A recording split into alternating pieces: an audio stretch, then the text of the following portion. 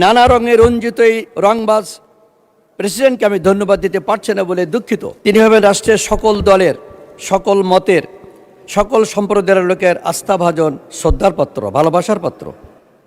কিন্তু মাননীয় স্পিকার, আমরা লক্ষ্য করেছি স্বৈরশাসন কর্তৃক নিয়োগকৃত রাষ্ট্রপতি জনাব শাহাবুদ্দিন চুপ্পু, তিনি দেশের সম্ভবত প্রথম ব্যক্তি যিনি কমপক্ষে 3টি তর্কিত বিতর্কিত সমালোচিত সরকারের অধীনে ওই সরকার সময়ের বিভিন্ন মতলবী মতাদর্শের সাথে নিজেকে মিলিয়ে যে সরকারের যখন যে রং, সেই সরকারের সেই রং ধারণ করে বিভিন্ন রঙে রঞ্জিত হয়েছেন।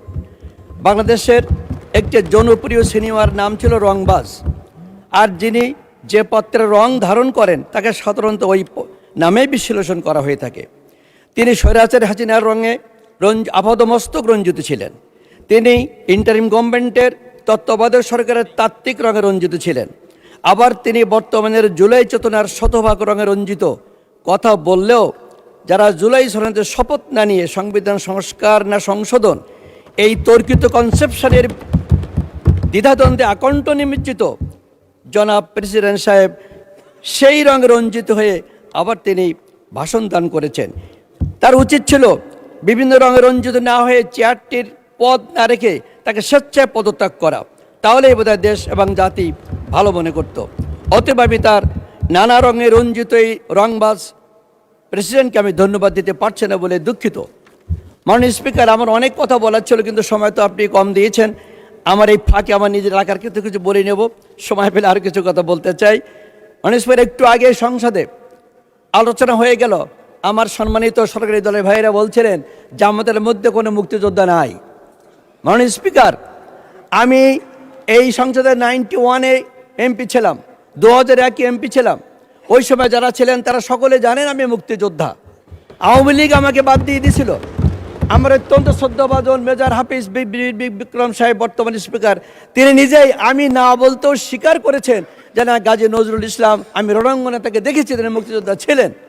আজকে তখন 7.5 কোটি লোকে জানতো, আজকে 18 কোটি লোক জানলো স্পিকার সাহেব মহোদয়ের মাধ্যমে যে আমি একজন মুক্তিযোদ্ধা। আমি এই সুযোগে অনুরোধ করবো মুক্তিযোদ্ধা মন্ত্রী মহোদয়ের কাছে, যার যখন উনি স্বীকার করেছেন, বলেছেন আমার মুক্তিযোদ্ধার সার্টিফিকেটটা উনি যেন আমাকে সরবরাহ করেন, আমি আবেদন জানাচ্ছি। মাননীয় স্পিকার, আমি আমার একার কথা একটু বলতে চাই। বিশ্ব ঐতিহ্য, world heritage Sundarban mangrove forest আমার সর্ববৃহত্তম শ্যামনগর উপজেলায়। এখানে আমার প্রায় 40% জনগণ সুন্দরবন নির্ভরশীল। জেলে, বাওয়ালি, মাওয়ালি তারা জলদস্যুতার আক্রান্ত। মাননীয় পরিবেশ বন মন্ত্রী, প্রতিমন্ত্রী মহোদয় গত 1 তারিখে আমার শ্যামনগরে গিয়েছিলেন, আমি তার সাথে ছিলাম, তিনি দেখে এসেছেন। আমরা দাবি করেছি সুন্দরবনে এখন মধুর পাস চলছে, মধু কাটতে গেছে লোকেরা, তারা কোটি কোটি টাকার মধু সংগ্রহ করবে, সরকার রাজস্ব পাবে। এখন যদি প্রতি মাসে 2 থেকে 3 বার করে যৌথ বাহিনীর অভিযান দেওয়া হয়, তাহলে বোধহয় জলদস্যু সেখানে একটু দূর হতে পারে বলে আমি এই বিষয়ে স্বরাষ্ট্রমন্ত্রীর দৃষ্টি আকর্ষণ করব। মাননীয় স্পিকার, আমি দ্বিতীয় কথা বলতে চাই। আমার শ্যামনগরের উপকূলীয় এলাকা, আমার 12টি ইউনিয়নের 8টি এলাকাই উপকূলীয় অঞ্চলের। প্রতি বছর বানবাসীতে আমরা ভাসি, লোকজন ডোবে আর মরে। এক রাতে আয়েলায় আমার নিজের গ্রামের 17 জন লোক মারা গিয়েছিল। মাননীয় স্পিকার, আমার 8টি ইউনিয়নের 1টি ইউনিয়নে বাঁধ চলছে, বাকি 7টি ইউনিয়নে টেকসই বেড়িবাঁধ যাতে তৈরি করা হয় সেজন্য আমি সরকারের দৃষ্টি আকর্ষণ করছি। মাননীয় স্পিকার, রাস্তাঘাট বিধ্বস্ত, শুধু ইটের একটা করে সলিগির রাস্তা সব ভেঙে চুরে চুরমার, বাচ্চারা হাঁটতে পারে না। এই 8টি এলাকা তো কোনো রাস্তাই নেই, একটি মাত্র রোড সাইজের রাস্তা ছিল। আমি যখন 91 এমপি ছিলাম, আরেকটি রাস্তা আমি করেছিলাম, সেখানে আজ পর্যন্ত 20 বছরে কোনো ইট পড়িনি, কিছু অংশ ছাড়া। মাননীয় স্পিকার, সেই রাস্তাগুলো আমি পাকা করার দাবি জানাচ্ছি। আমার একটি হাসপাতাল শ্যামনগর সদরে 30 বেড ছিল, গত গভর্নমেন্টের আমলে আমি 50 বেড করা হয়েছিল। কালীগঞ্জের বড় একটি অংশ রুগীরা আমার ওখানে আসে, ওই বেডটি 100 থেকে 150 বেড করা থাকে। মাননীয় স্পিকার, আমি সরকারের দৃষ্টি আকর্ষণ করছি। পর্যটন শিল্প, আমার এলাকা একটা পর্যটন মুখর এলাকা। মাননীয় সাবেক প্রধানমন্ত্রী ম্যাডাম খালেদা জিয়ার কাছে আমি নিজেই গিয়েছিলাম। উনি রোপওয়ে, ভারতে রোপওয়ে আছে, আমার মুন্সিগঞ্জের জঙ্গলের ভিতর দিয়ে প্রায় 4-5 কিলোমিটার রোপওয়ে তৈরি অনুমতি দিয়েছিলেন। অ্যাসেসমেন্ট শুরু হয়েছিল, কিন্তু সে কাজটা সম্পন্ন হয়নি।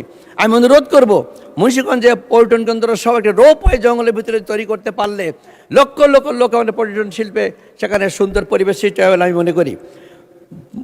মুন্সিগঞ্জ থেকে ভোমরা হয়ে বেনাপোল পর্যন্ত রেল লাইন আমি 2004 সাল নির্বাচনে বলেছিলাম, গত গভর্নমেন্ট কিছু চেষ্টা করেছিল এবং সেখানে কিছু রেকর্ডপত্র তৈরি করা হয়েছে।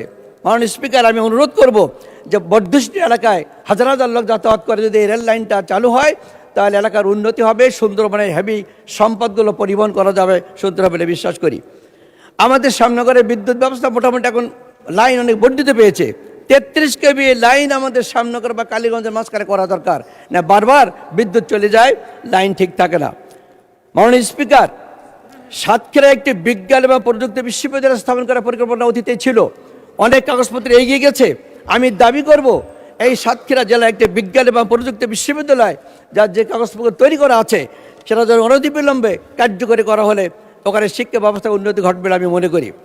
মাননীয় স্পিকার, জলবদ্ধতা নিরসনে কপোতক্কি, মরিচপ, প্রাণসাগরের খাল এবং শ্যামনগরের যমুনা নদী কাটা দরকার। আমাদের মাননীয় প্রধানমন্ত্রী বর্তমানে তিনি খাল কাটা শুরু করেছেন, তাকে আমি ধন্যবাদ দিচ্ছি।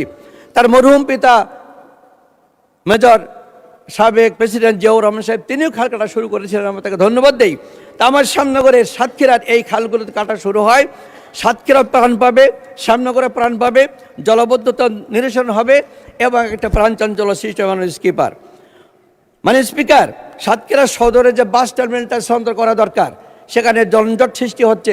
বাইপাস সড়কের পাশে সুবিধাবদ্ধ জায়গায় যানজটটি তৈরি করলে সাতক্ষীরার রাজহল একটা পরিবেশ সুন্দর হবে বলে আমি বিশ্বাস করি। মাননীয় স্পিকার, আমার এলাকার অনেক সমস্যা আছে, সেগুলো আমি পরবর্তী পর্যায়ে ডিউরেটের মাধ্যমে মন্ত্রী মহোদয়কে আমি বলবো ইনশাল্লাহ। মাননীয় স্পিকার, আমি আশা করছি একজন মুক্তিযোদ্ধা হিসেবে আপনারা সকলে মুক্তিযোদ্ধাকে শ্রদ্ধা করেন, আমরাও করি। আমাকে সময় একটু 2 মিনিট বাড়ি দেন, তাহলে আমি খুবই খুশি হব। মাননীয় স্পিকার, মাননীয় স্পিকার, বাংলাদেশের অভ্যুদয়ের পূর্বে 1947 সালে ভারত বিভাগের মাধ্যমে একবার আমরা স্বাধীন হই। এরপর 71 সালে রক্তক্ষয়ী যুদ্ধের মাধ্যমে মাননীয় স্পিকার লক্ষ লক্ষ মা বোনদের শাহাদাতের বিনিময়ে আমরা আরেকবার স্বাধীন হই। তৃতীয়বার এই 2024 সালের জুলাই, আমরা যেটাকে 35শে জুলাই বলে থাকি, 25-এর 5 আগস্ট পর্যন্ত আরেকবার স্বাধীন হলাম। ধন্যবাদ মাননীয় সদস্য। আপনি কি বক্তব্য শেষ করতে পেরেছেন? আচ্ছা, আপনাকে 2 মিনিট টাইম এক্সটেন্ড করা হলো, 2 মিনিটস। Thank you. ধন্যবাদ। একটি বৈপ্লবিক গণ অভ্যুত্থানের মাধ্যমে আরো একবার আমরা স্বাধীন হলাম। মাননীয় স্পিকার, এই তিনবার আমরা স্বাধীনতার স্বাদ কি পেয়েছি? আমরা কিন্তু স্বাদ কিছু পেলেও সুখ কিন্তু আমরা পাইনি।